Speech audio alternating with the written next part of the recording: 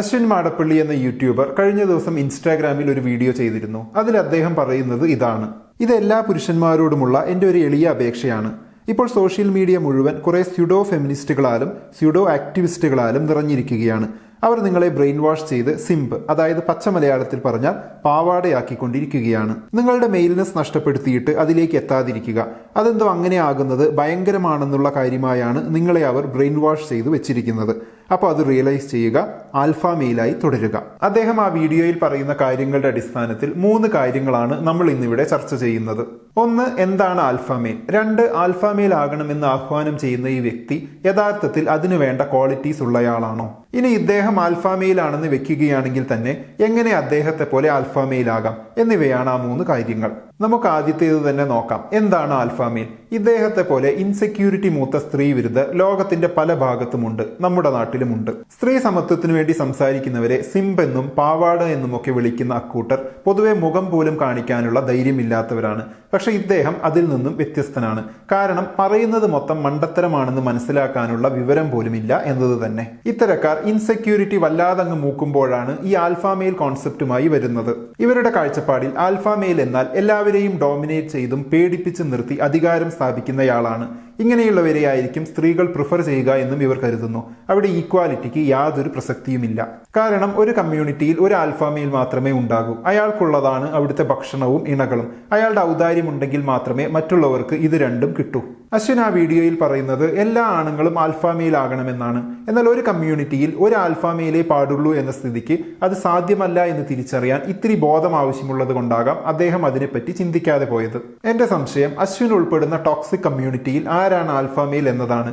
ഇൻസ്റ്റാഗ്രാമിലെ ചില പ്രമുഖ toxic influencers ആ വീഡിയോ സപ്പോർട്ട് ചെയ്യുന്നത് കണ്ടപ്പോൾ തോന്നിയ സംശയമാണിത്. അക്കാര്യത്തിൽ നിങ്ങളുടെ ഇടയിൽ ഒരു തീരുമാനമായോ? ആയില്ലെങ്കിൽ ഞാനൊരു ഐഡിയ പറഞ്ഞു തരാം. നിങ്ങൾ തമ്മിൽ ബുദ്ധിയുടെയും ശക്തിയുടെയും കാര്യത്തിൽ ഒരു മത്സരം നടത്തി നോക്കൂ. ബുദ്ധിയുടെ കാര്യത്തിൽ അശ്വിനെ ജയിക്കൂ എന്നത് ഉറപ്പാണ്.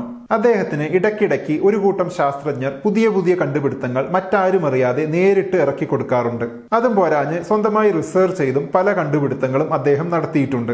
ശക്തിയുടെ കാര്യത്തിൽ അങ്ങനെ പ്രെഡിക്റ്റ് ചെയ്യാൻ പറ്റാത്തത് കൊണ്ട് പബ്ലിക്കായി ഒരു ഗുസ്തി മത്സരം നടത്തുന്നതായിരിക്കും നല്ലത്. അതിലും കൂടി ജയിക്കുന്നയാളെ ആൽഫയായി അങ്ങ് പ്രഖ്യാപിച്ചേക്കണം. അല്ല പിന്നെ ഇനി അശ്വിന് പകരം മറ്റാരെങ്കിലുമാണ് ജയിക്കുന്നതെങ്കിൽ അയാളുടെ മുന്നിൽ തലകുമ്പിട്ട് നിൽക്കാനും മടിക്കരുത്. നമുക്ക് വലുത് ആൽഫയല്ലേ. ആൽഫ എന്ന ഈ കോൺസെപ്റ്റ് ഇല്ലേൽ പെണ്ണുങ്ങൾ അങ്ങ് കയറി മേഞ്ഞു കളയും. അതുകൊണ്ട് തന്നെക്കാൾ ബലമുള്ള ഒരാളെ കണ്ടാൽ കുമ്പിട്ട് നിൽക്കാൻ മടിക്കരുത്. മൃഗങ്ങളിലാണല്ലോ ഈ ആൽഫ കോൺസെപ്റ്റ് ഉള്ളത്. അതുകൊണ്ട് തന്നെ ഇതിനെപ്പറ്റിയൊക്കെ വലിയ രീതിയിൽ ഗവേഷണം ചെയ്ത ചില വിവരം കെട്ട ശാസ്ത്രജ്ഞർ പറയുന്നത് നാട്ടിലെ സ്ത്രീ വിരുദ്ധ കോമാളികൾ പറയുന്ന പോലെയൊന്നുമല്ല കാര്യം എന്നാണ്. ആൽഫ മെയിൽ മാത്രമല്ല ആൽഫ ഫീമെയിലും ഉണ്ട് എന്നൊക്കെയാണ് അവർ പറയുന്നത്. അതൊരു പ്രശ്നമാകുമോ? അത് മാത്രമല്ല, ഞാൻ ആൽഫയാണെന്ന് പറഞ്ഞു നടന്നിട്ട് ഒരു കാര്യവുമില്ല. അതിന് ചില ക്വാളിറ്റീസ് കൂടി വേണം എന്നൊക്കെയുണ്ടത്രേ. ഉദാഹരണത്തിന് ചിമ്പാൻസികളിൽ ആൽഫ മെയിൽ ആകണമെങ്കിൽ ശക്തി മാത്രം പോരാ, നല്ല എമ്പതിയും വിശാല മനസ്കതയും സ്ത്രീകളോടും കുട്ടികളോടും മാന്യമായും സ്നേഹത്തോടെയും പെരുമാറാനുള്ള കഴിവും മറ്റുള്ളവരുടെ പ്രശ്നങ്ങൾ ഒത്തുതീർപ്പാക്കാനും പരിഹരിക്കാനുമുള്ള ബുദ്ധിയും മറ്റുള്ളവരുമായി മികച്ച രീതിയിൽ ഇടപെടാനുള്ള കഴിവുമൊക്കെ വേണമത്രേ. അങ്ങനെയല്ലാത്തൊരാൾ ഞാൻ ആൽഫയാണെന്ന് പറഞ്ഞു ചെന്നാൽ മറ്റുള്ളവർ അംഗീകരിക്കില്ലത്രേ. അത് മാത്രമല്ല, മനുഷ്യനോട് ഏറ്റവും അടുത്ത് നിൽക്കുന്ന ബോണബോ വിഭാഗത്തിൽപ്പെടുന്നവർക്ക് ആൽഫ മെയിൽ അല്ല ആൽഫ ഫീമെയിൽ ആണത്രേ ഉള്ളത്. ഇനി മറ്റു ചില വിഭാഗങ്ങളിൽ alpha male alpha female pair ആണത്രേ ഉള്ളത്. അങ്ങനെ വിവരമുള്ള ശാസ്ത്രജ്ഞർ പലതും പറയും. അതൊന്ന് മൈൻഡാക്കാൻ പോകണ്ട എന്ന് തന്റെ ഫോളോവേഴ്സിനെ ഒന്ന് പറഞ്ഞു മനസ്സിലാക്കിയാൽ മതി. മറ്റൊരു കാര്യം കൂടിയുണ്ട്. മനുഷ്യരിൽ ഈ സ്ത്രീവിരുദ്ധരുടെ കോൺസെപ്റ്റ് പ്രകാരമുള്ള ആൽഫ മെയിൽ എന്നത് പ്രായോഗികമാണോ? ഉദാഹരണത്തിന് ഒരു ഗുസ്തിക്കാരനെ എടുക്കാം. ഗുസ്തിയിലെ വേൾഡ് ചാമ്പ്യനാണ് അയാൾ. ഇതുവരെ ഒരു ഗുസ്തി മത്സരത്തിലും അയാൾ തോറ്റിട്ടില്ല. അയാളെ നമുക്ക് ആൽഫ മെയിലായി കണക്കാക്കാൻ പറ്റുമോ? ഇല്ല. അതിന്റെ കാരണം എന്താണെന്ന് പറയാം. ഈ ഗുസ്തിക്കാരൻ ഒരു ചെസ് ടൂർണമെന്റ് നടക്കുന്ന സ്ഥലത്തെത്തുന്നു. എന്നിട്ട് പറയുന്നു, ഞാൻ ഗുസ്തിയിലെ വേൾഡ് ചാമ്പ്യനാണ്, ഞാൻ ആൽഫ മെയിലാണ്, അതുകൊണ്ട് ഈ ചെസ് ടൂർണമെന്റിന്റെ ട്രോഫി എനിക്ക് വേണം. സ്വാഭാവികമായും അയാളെ ആൽഫ മെയിൽ എന്ന് ആരും അംഗീകരിക്കില്ല എന്ന് മാത്രമല്ല, പോലീസ് വന്ന് അയാളെ അറസ്റ്റ് ചെയ്യുകയും ചെയ്യും. തിരിച്ച് ഒരു ചെസ് ചാമ്പ്യൻ ഗുസ്തി മത്സരം നടക്കുന്നിടത്ത് പോയി ഇത് പറഞ്ഞാലും അയാൾക്ക് സംഭവിക്കുന്നതും ഇത് തന്നെയായിരിക്കും. ചുരുക്കി പറഞ്ഞാൽ മനുഷ്യർ പലതരം ഇന്ററാക്ഷൻസ് പരസ്പരം നടത്തുന്നവരാണ്. ഒന്നിൽ മിടുക്കരായിട്ടുള്ളവർ തന്നെ മറ്റുള്ളവയിൽ മിടുക്കരാകണമെന്നില്ല. അതുകൊണ്ട് തന്നെ എല്ലാവരും അണങ്ങേണ്ടി വരുന്ന ഒരു ആൽഫ മെയിൽ അവതാരം എന്ന കോൺസെപ്റ്റ് മനുഷ്യർക്കിടയിൽ പ്രസക്തിയില്ലാത്തതാണ്. ഇനി എല്ലാ മേഖലകളിലും മിടുക്കനായ ഒരാൾ ഉണ്ടെങ്കിൽ പോലും അയാൾക്ക് എമ്പതി കൂടിയുണ്ടെങ്കിൽ ഈ സോക്കോൾഡ് ആൽഫ മെയിൽ ആകാൻ അയാൾ ആഗ്രഹിക്കില്ല. പൊതുവെ ഒരു കഴിവുമില്ലാത്ത അതിന്റെ ഇൻസെക്യൂരിറ്റി നന്നായുള്ള പുരുഷന്മാരാണ് ഞാൻ ആൽഫ മെയിൽ ആണെന്നൊക്കെ പറഞ്ഞു നടക്കുക. ഇനി നമുക്ക് നോക്കാനുള്ളത് അശ്വിൻ എന്ന വ്യക്തിയെയാണ്. താൻ ഒരു ആൽഫാമേലാണെന്ന് അദ്ദേഹം പറഞ്ഞു നടക്കുന്ന സ്ഥിതിക്ക് അദ്ദേഹത്തിന് വേണ്ടി നമ്മൾ ഇതുവരെ പറഞ്ഞ കാര്യങ്ങളൊക്കെ മാറ്റിവെക്കാം. നമുക്ക് അദ്ദേഹത്തെ ആൽഫയായി തന്നെ കരുതി അദ്ദേഹത്തിന്റെ ശിഷ്യത്വം സ്വീകരിക്കാം. ഭാവിയിൽ ആൽഫയാകാനുള്ള അവസരം കിട്ടിയാലോ? തന്നെ പോലെ ആൽഫയാകാൻ എന്തൊക്കെയാണ് ചെയ്യേണ്ടതെന്ന് അദ്ദേഹം ഒരിടത്തും ഇതുവരെ പറഞ്ഞിട്ടില്ലെങ്കിലും അദ്ദേഹത്തിന്റെ പ്രവൃത്തികളെ നന്നായി പഠിച്ച് ഞാൻ നിങ്ങൾക്ക് വേണ്ടി അത് പറയാൻ പോവുകയാണ്. നമുക്ക് നോക്കാം അദ്ദേഹത്തെ പോലെ ആൽഫയാകാൻ എന്തൊക്കെ ചെയ്യണമെന്ന്.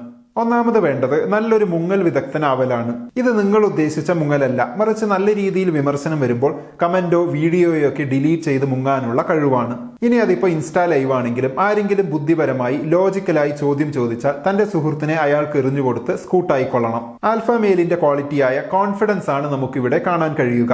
ഒരു കൂട്ടം ശാസ്ത്രജ്ഞരെ സാങ്കല്പികമായി സൃഷ്ടിക്കുക എന്നതാണ് അടുത്തത്. ഇത് പല രാജ്യങ്ങളിലായി ചിതറിക്കിടക്കുന്ന ഒരു സാങ്കല്പിക കൂട്ടമാകാം. പിന്നെ അവർ പറഞ്ഞതാണെന്ന് പറഞ്ഞ് മണ്ടത്തരം വിളമ്പുക എന്നതാണ് രണ്ടാമത്തെ ക്വാളിറ്റി.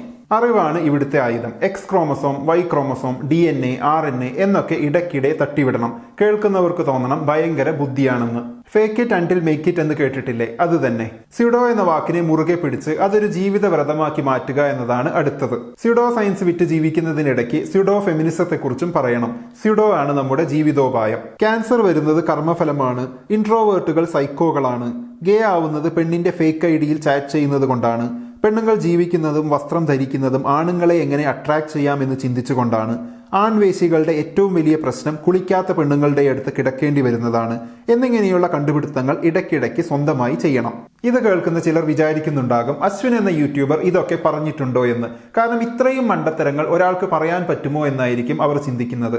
പക്ഷെ അദ്ദേഹത്തിന് ഇതൊക്കെ നിസ്സാരമാണ്. അടുത്തത്, സ്ത്രീകൾ ആരെങ്കിലും കൊലപാതകത്തിനിരയായാൽ ഏറ്റവും കാച്ചിയായ തമ്പനയിൽ, ഉദാഹരണത്തിന് അവർ അടിവസ്ത്രം ധരിച്ചിട്ടുണ്ടായിരുന്നില്ല പോലുള്ളവ ഇട്ടുകൊണ്ട് വീഡിയോ ചെയ്യാൻ മറക്കാതിരിക്കുക എന്നതാണ്. ആൽഫ മെയിലിന്റെ കൺസേണും എമ്പതിയുമാണ് ഇവിടെ കാണാനാവുക. അടുത്തത്, നാട്ടിൽ എന്തെങ്കിലും പ്രശ്നങ്ങൾ ഉണ്ടാകുമ്പോൾ പൊതുജനത്തിന്റെ മാനസിക നില മനസ്സിലാക്കി എതിർപക്ഷത്തുള്ളവരെ അറഞ്ചം പുറഞ്ചം തെറി പറയുക എന്നതാണ്. ഇത് ആൽഫ മെയിലിന്റെ അഗ്രസീവ്നെസ്സിനെയാണ് കാണിക്കുന്നത്. സ്ക്രീനിലാകുമ്പോൾ എത്ര വേണേലും അഗ്രഷൻ കാണിക്കാമല്ലോ, അവർ വന്ന് തല്ലാനൊന്നും പോകുന്നില്ലല്ലോ. ഇനി മറ്റൊന്നു കൂടിയുണ്ട്. ഗവൺമെന്റിന്റെ അടുത്തു നിന്നും പ്രത്യേക പുരസ്കാരം അർഹിക്കുന്ന ഒന്ന്, വാക്സിൻ വിരുദ്ധ വീഡിയോ ഉണ്ടാക്കുക എന്നതാണത്.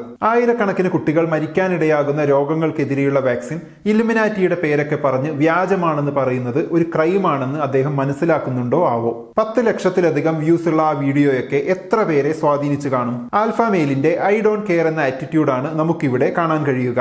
അദ്ദേഹത്തിന്റെ സ്യൂഡോ സയൻസ് അഥവാ അശാസ്ത്രീയ മണ്ടത്തരങ്ങൾ ഒരു 5-6 വീഡിയോയ്ക്കുള്ളത് കൊണ്ട് ഗുണഗണങ്ങൾ ഞാൻ ഇവിടെ നിർത്തുകയാണ്. നിർത്തുമ്പോൾ ഒരു കഥ പറഞ്ഞുകൊണ്ട് നിർത്താമെന്ന് വിചാരിക്കുന്നു. നിങ്ങളിൽ പലർക്കും അറിയാവുന്ന കഥ തന്നെയാണ്. ലയൺ കിങ് എന്നാണ് കഥയുടെ പേര്. അതിലെ മെയിൻ വില്ലനാണ് സ്കാർ. സ്കാർ ശക്തനാണെങ്കിലും എമ്പതി ഇല്ലാത്തത് കൊണ്ട് പ്രജകൾ നിരാകരിച്ചവനാണ്. സ്കാറിന്റെ അസിസ്റ്റന്റുമാരായി കുറച്ച് കഴുതപ്പുലികളുണ്ട്. സ്കാർ കഴിച്ചതിന്റെ ബാക്കി ഇറച്ചി കഷ്ണങ്ങൾ കഴിക്കാൻ സ്കാറിന്റെ പുറകെ നടക്കുന്നവരാണവർ. ആൽഫ മെയിലുകൾ എന്ന സങ്കല്പ ലോകത്ത് ജീവിക്കുന്ന ഇത്തരം കഴുതപ്പുലികൾക്ക് ഒരു ലക്ഷ്യം മാത്രമേ ഉള്ളൂ.